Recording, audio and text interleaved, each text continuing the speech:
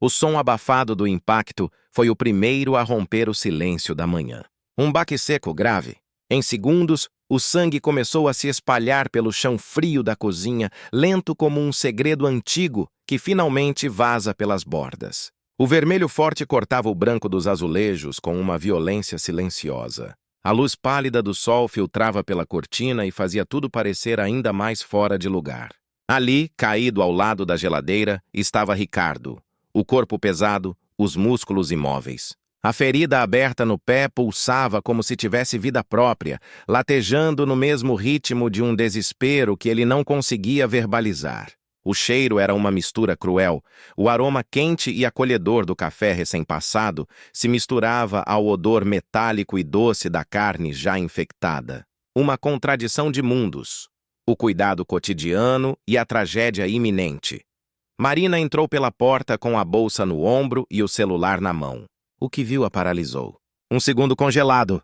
O grito que saiu da garganta dela rasgou o ar como um vidro quebrando. As chaves escorregaram dos dedos e caíram no chão com um estalo metálico que ecoou na casa vazia como um aviso tardio. Ela correu, os joelhos afundando no sangue morno, as mãos trêmulas tentando entender o que aquele corpo queria dizer. Ricardo abriu a boca, mas as palavras não vieram. Só os olhos falavam. E o que diziam era mais devastador do que qualquer frase. 3 anos de silêncio. 3 anos de medo disfarçado de força. 3 anos de um corpo pedindo ajuda em silêncio. Naquela cozinha, o lugar onde tantas vezes dividiram risos, pão e café, agora havia apenas a verdade nua, crua, cravada na carne. 2 anos antes, o som que despertava Ricardo era outro. O alarme tocava baixinho às 6 em ponto, quase como um sussurro para não acordar Marina. Ainda meio sonolento, ele deslizava da cama com cuidado, os pés encontrando automaticamente os chinelos encostados ao lado. O chão gelado do quarto contrastava com o calor morno do edredom deixado para trás. A camisa azul, passada no domingo anterior, estava pendurada no mesmo cabide de sempre. O café preto já fumegava na xícara de porcelana branca, aquela com uma rachadura quase invisível, lembrança do casamento.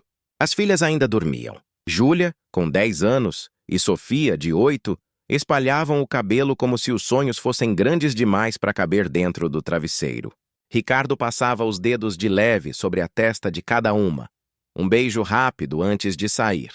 No banheiro, o espelho refletia a imagem de um homem comum, mas que aprendia a usar um sorriso como armadura. Ajustava a gravata, ensaiava o semblante sereno que o mundo exigia. Há 15 anos contador, ele conhecia os números melhor do que conhecia a si mesmo. A rotina era um relógio, escritório, planilhas, almoço rápido, deadlines. E funcionava. Marina trabalhava meio período na escola do bairro. A renda não era grande, mas era estável. Aos sábados, futebol com os amigos. Aos domingos, churrasco na laje com os vizinhos. A felicidade ali não era feita de grandes gestos, mas de pequenos silêncios confortáveis. Até que veio a quinta-feira. Nada nela parecia diferente. O céu estava limpo, o trânsito igual, mas o corpo não. A sede apareceu como uma urgência. Ricardo bebeu uma garrafa de água. Depois outra. Depois a terceira. E ainda assim a boca permanecia seca como papel. O banheiro virou destino constante, os colegas faziam piada. Tá ficando velho, hein? Ele ria sem graça. Mas algo dentro dele não ria. A visão começou a falhar. Primeiro embaçava nas reuniões. Depois as letras no computador pareciam escorregar dos olhos. As mãos formigavam, às vezes tremiam. E o cansaço? O cansaço era um peso invisível que se jogava sobre os ombros logo depois do almoço, como se o corpo pedisse pausa, mas não soubesse como pedir. Marina reparou primeiro na perda de peso. Você tá comendo igual, mas tá emagrecendo, disse uma noite, a mão dela procurando o rosto dele como quem procura certezas. Ele prometeu ir ao médico. E prometeu de novo. E mais uma vez. Sempre depois. Sempre na próxima semana. Mas adiou. Adiou por 3 meses. Até que o corpo disse, chega. E quando o corpo fala, ele não pede por favor. Mas o que Ricardo não sabia era que aquela sede seria só o primeiro aviso de um caminho sem volta. O consultório do Dr. Mendes ficava no terceiro andar de um prédio antigo, onde o tempo parecia ter ficado preso nas paredes descascadas e no rangido das escadas de mármore. O cheiro era uma mistura de álcool, mofo e desespero contido. Ricardo subiu os degraus com dificuldade. O corpo pesava, o peito arfava antes mesmo de alcançar o segundo andar. Precisou parar. A mão apoiada no corrimão gelado, o suor escorrendo pelas têmporas, como se algo invisível estivesse apertando seu peito com força. Na recepção, a senhora de sorriso doce e óculos grandes mal disfarçava o olhar de pena. Pediu para ele aguardar. A sala de espera era um retrato da fragilidade humana. Revistas amareladas sobre um balcão torto, um homem de muletas ajustando o assento, uma mulher com o braço enfaixado tentando disfarçar a dor. Ricardo olhava o relógio como quem implora para o tempo parar. Mas o tempo não parou. Chamaram seu nome. Ao entrar, sentiu as pernas vacilarem sob o peso do medo. O Dr. Mendes, com seus 60 e poucos anos, olhos atentos e mãos firmes, o cumprimentou com sobriedade. Pediu os exames. Olhou os números com um breve franzir de testa. 320 miligramas por decilitro de glicemia em jejum, disse, com a frieza de quem já deu essa notícia dezenas de vezes. Diabetes tipo 2. As palavras bateram como um tapa molhado no rosto. Ricardo piscou várias vezes, como se o simples ato de enxergar pudesse negar o que acabara de ouvir. Mas eu não como doce, foi tudo que saiu da boca. O médico respirou fundo. Falou de genética, resistência à insulina, sedentarismo. Explicou as mudanças que precisavam acontecer. Receitou metformina, pediu novos exames, agendou o retorno. Mas Ricardo já não escutava. As palavras viraram ruído, como uma TV ligada no fundo de um quarto vazio. Saiu do consultório com os passos arrastados. Na sacola de papel, os comprimidos, a receita, uma nova rotina. Nos ombros, a sensação de ter acabado de receber uma sentença que não queria cumprir. Chegando em casa, escondeu tudo no fundo da gaveta de meias, como se esconder os remédios pudesse apagar a realidade. Passou a tomar os comprimidos no banheiro, com a porta trancada.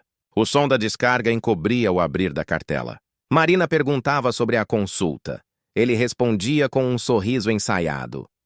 Só check-up, tá tudo certo. Beijava sua testa, desviava o olhar. As meninas pediam para brincar. E ele fingia uma disposição que não tinha. O formigamento nos pés apareceu como uma visita discreta.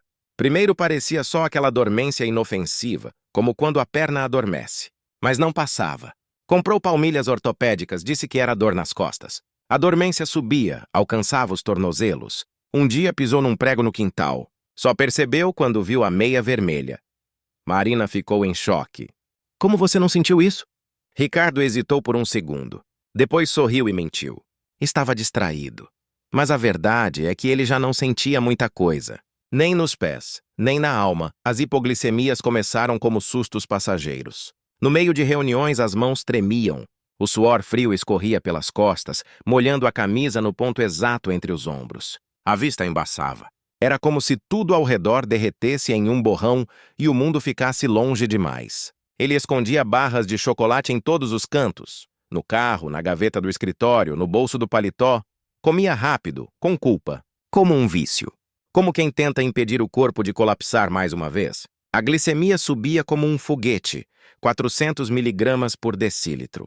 Depois despencava para 60 em minutos. Uma montanha-russa invisível, silenciosa, mas brutal. O humor ia junto. Se irritava por qualquer coisa.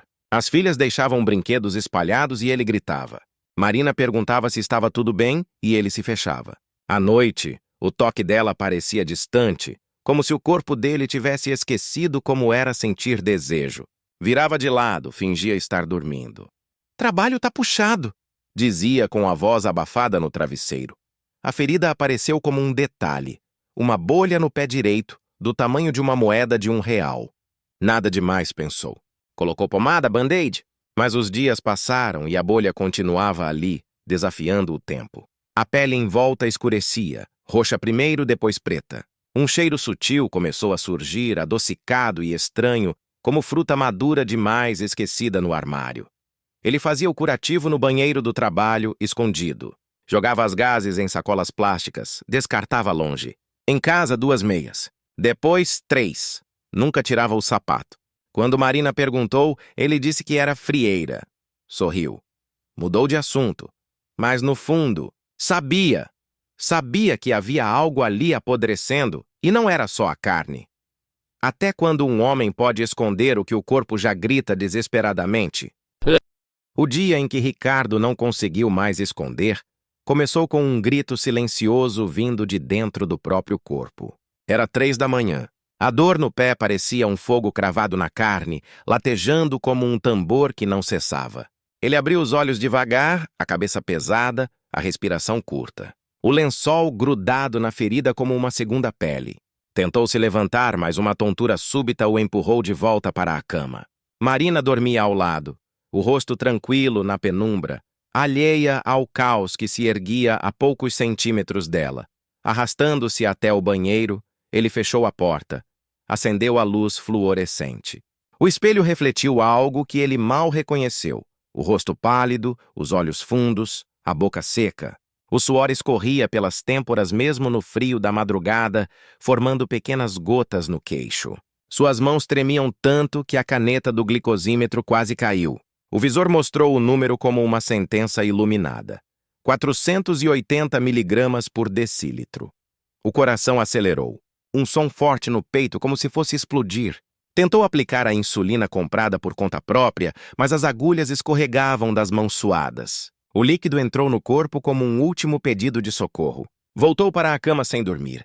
Ficou encarando o teto, o relógio marcando cada segundo com crueldade. O som do próprio coração era um tambor dentro dos ouvidos. Como tinha chegado ali?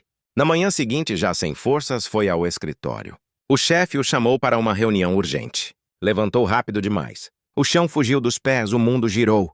Apoiou-se na mesa para não cair. "Você está bem?"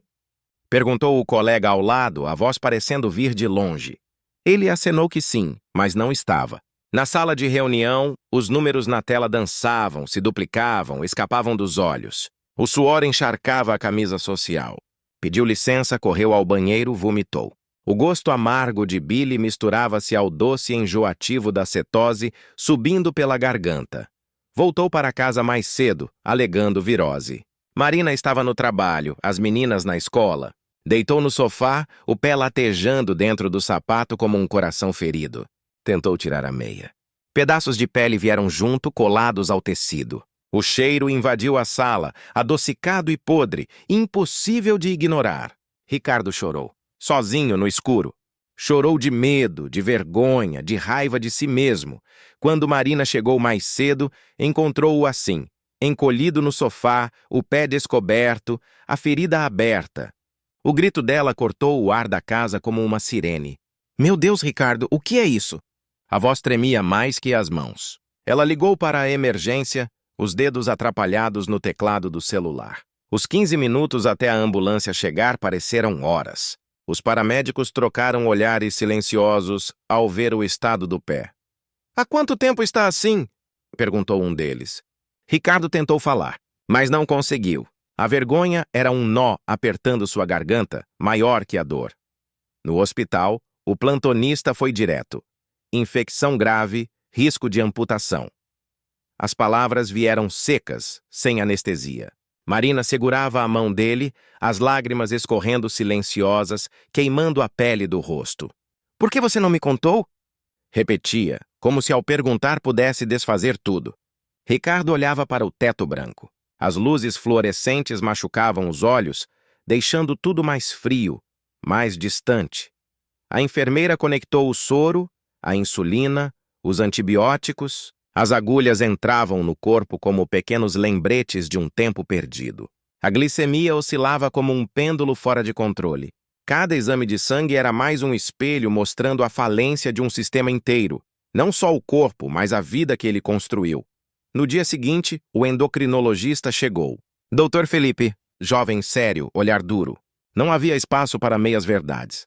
"Você está se matando", disse fitando os exames. Neuropatia diabética avançada. Infecção secundária. Cetoacidose iminente. Como deixou chegar nesse ponto? As palavras entraram como lâminas. Marina descobriu tudo ali. Os remédios escondidos, as consultas omitidas, as mentiras diárias. O chão se abriu. Ela chorou não só de medo, mas de raiva e decepção. 12 anos de casamento e você não confiou em mim? As meninas foram trazidas pela avó. Olhavam o pai na cama de hospital, cheias de perguntas que não sabiam fazer. Sofia, a mais nova, encarou Ricardo com olhos enormes. Você vai morrer? Perguntou. Ele não teve coragem de responder. Júlia, a mais velha, abraçou a mãe em silêncio. O quarto cheirava a antisséptico, mas também cheirava a perda. Há um tipo de silêncio que não se desfaz. E pela primeira vez, Ricardo percebeu que a dor que sentia não era só física. Mas será que ainda havia tempo para reescrever o destino? No terceiro dia de internação, o quarto de Ricardo ganhou uma nova presença. Seu Carlos. 70 anos, perna amputada até o joelho, olhos tranquilos e um sorriso que não combinava com o cheiro forte de antisséptico que tomava o ambiente. Era o tipo de sorriso de quem já passou pelo pior e sobreviveu para contar. Perdi a perna há 5 anos, disse enquanto mexia com calma no café fraco servido em copo plástico. A voz era serena, mas carregava cicatrizes invisíveis. Na época, achei que era o fim do mundo. Achei que tinha perdido tudo. Mas sabe o que eu descobri? Que eu estava lutando a batalha errada. Ricardo escutava, os olhos fixos no chão, os pensamentos girando como uma máquina que não desligava. Eu focava só no açúcar, nos remédios, no medo. E me esqueci de viver. Esqueci de pedir ajuda. Sabe qual foi meu maior erro? Tentar enfrentar tudo sozinho. Mas diabetes não é guerra de um homem só. As palavras de seu Carlos não foram só ouvidas, foram sentidas. Ecoaram como um sino por dentro de Ricardo, atingindo lugares que ele havia enterrado há anos. Naquela tarde, quando Marina chegou, Ricardo desmoronou, chorou. Mas não como adulto, chorou como menino. O peito solto, o rosto escondido nas mãos, Marina o abraçou com toda a força que ainda tinha. Ele contou tudo. O medo de parecer fraco, de perder o respeito das filhas, de deixar de ser o homem da casa, e ela respondeu com ternura e firmeza. Você continua sendo nosso herói. Mas heróis também precisam de ajuda. A recuperação foi lenta, como se reconstruir a si mesmo levasse tempo, paciência e perdão. O pé foi salvo por pouco. Um desbridamento cirúrgico removeu o tecido necrosado, os antibióticos fizeram o resto. Mas o verdadeiro remédio veio de casa. Ricardo aprendeu a aplicar insulina diante das filhas, a contar carboidratos na mesa do jantar, a medir a glicemia com dignidade. As meninas colavam desenhos de coração no estojo do glicosímetro. Marina reorganizou a cozinha inteira. Aprendeu receitas novas, pesquisou ingredientes, fez testes. O que era controle virou afeto. O que era rotina virou união. As caminhadas após o jantar se tornaram sagradas. Sofia segurava a mão direita do pai, Júlia à esquerda. Marina ia na frente, apontando as ruas, escolhendo caminhos. A glicemia, antes uma montanha-russa incontrolável, começou a seguir uma linha mais tranquila. 120 miligramas por decilitro pela manhã. 140 após as refeições. O formigamento nos pés começou a ceder. A energia voltava, como luz acendendo aos poucos em uma casa abandonada. 6 meses depois, Ricardo estava de volta à mesma cozinha onde tudo quase se perdeu. O piso branco, agora limpo e iluminado, refletia a luz da manhã como um novo começo. Marina passava o café. As meninas comiam cereal integral, rindo sobre um trabalho de escola. Na mesa, o glicosímetro marcava 110. Ele sorriu. Pegou a caneta de insulina com calma. Aplicou ali mesmo, sem esconder, sem pressa. Júlia perguntou, dói, pai? Um pouquinho?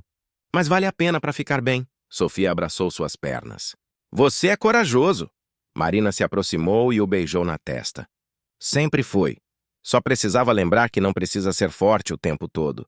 Ricardo voltou ao trabalho. E voltou diferente. Mais leve, mais presente. Os colegas notaram. Criou um grupo de apoio para diabéticos dentro da empresa. Descobriu que não estava sozinho. Outros 3 funcionários também escondiam suas dores. Passaram a almoçar juntos. Trocar receitas, experiências, frustrações. Mediam a glicemia como quem ergue uma bandeira de resistência. O chefe, impressionado com a iniciativa, criou um programa de saúde para todos. Aquela manhã em que quase morreu na cozinha foi um divisor de águas. Ricardo entendeu que esconder a dor não impede o sofrimento. Que fingir estar bem não salva ninguém. Que pedir ajuda não é fraqueza, é coragem. Cada cicatriz em seu pé agora é um lembrete. Ele quase perdeu tudo, mas não perdeu. Porque escolheu mudar. As filhas crescerão lembrando de um pai real, humano, que errou, mas aprendeu. Que caiu, mas levantou. Marina dorme ao lado de um homem novo. Não mais o que tentava proteger todos com silêncio, mas o que aprendeu que a maior proteção é a verdade. O sangue que um dia manchou o piso da cozinha foi limpo. Mas a lição, essa ficou gravada para sempre. Talvez agora, enquanto você assiste essa história, alguém próximo esteja vivendo essa mesma batalha em silêncio.